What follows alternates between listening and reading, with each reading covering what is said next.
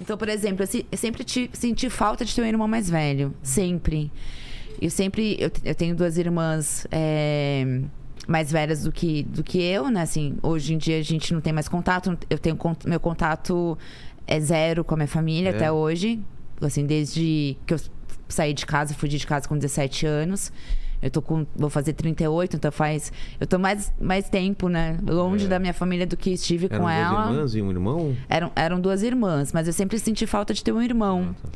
E o diretor, ele me presenteou com esse irmão no filme, que não era um irmão herói legal como eu gostaria de ter tido, mas não deixei de ter um irmão no filme. E esse é um dos detalhes, assim. E o filme, bem no comecinho, surgiu um advogado que se apresentou como advogado do meu pai. Na época, meu pai estava vivo ainda. Ele acabou falecendo em 2011. E daí, esse advogado, ele disse que o meu pai tinha contratado justamente para proibir que houvesse exposição. Qualquer menção em relação ao núcleo familiar, né, assim. Então, houve uma modificação muito grande em relação à família, assim. Houve uma modificação bem... Que quem leu o livro e depois assistiu o filme sente essa diferença gigante. Mas no assim. livro você não teve problema em relação a isso? Não, com o livro não. Com o livro não. E há pouco tempo, há um ano mais ou menos, eu publiquei o... Eterna Bruna Surfistinha, que é a minha autobiografia mais completa. São 444 páginas que é desde o meu nascimento até o nascimento das minhas filhas no ano passado. Então e daí eu conto tudo, assim, tudo o que eu não contei durante esses anos, porque tem muitas pessoas que têm curiosidade de saber, assim, a partir do filme, o que aconteceu com a minha vida. O filme foi lançado em 2012. E foi sucesso, né? Sim. Foi uma repercussão muito positiva, muito, muito grande, assim, tanto no Brasil como em outros países também. Foi lançado lá fora também? Foi. O livro também foi traduzido em vários idiomas, até mandarim, que eu tenho muito orgulho, assim, de ter... É mesmo? Quando eu recebi eu não sei se eles foram fiéis, né, a tudo, porque nunca vou saber. Mas a editora tem um cuidado, né? Mas eu guardo esse livro com muito carinho, assim, em mandarim. Então essa biografia, ela é mais abrangente também, você é muito mais madura, olhando para trás e vendo sua vida de outra forma também, né? Sim, e assim, a maior parte dela eu escrevi durante a gravidez. E a gravidez para a mulher é um momento muito sensível. Então a gente revê a nossa vida inteira, assim, desde a infância, que daí a gente começa a pensar, não, agora eu sou mãe, e como que vai ser... qual mãe eu quero me tornar para minha filha, para o meu filho.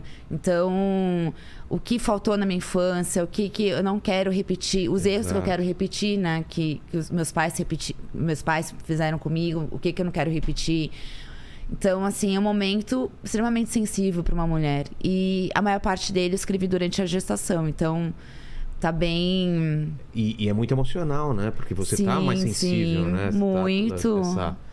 Eu vejo pela minha mulher, assim, na época da gravidez, tudo é mais sensível, chora mais fácil, se emociona mais fácil, né?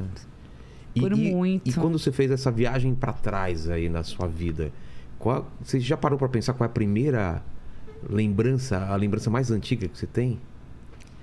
Nossa, a lembrança mais antiga, que eu até comento bem no comecinho dessa autobiografia que eu lancei, eu lembro que eu era bebê ainda, acho que não tinha nem 1 ano.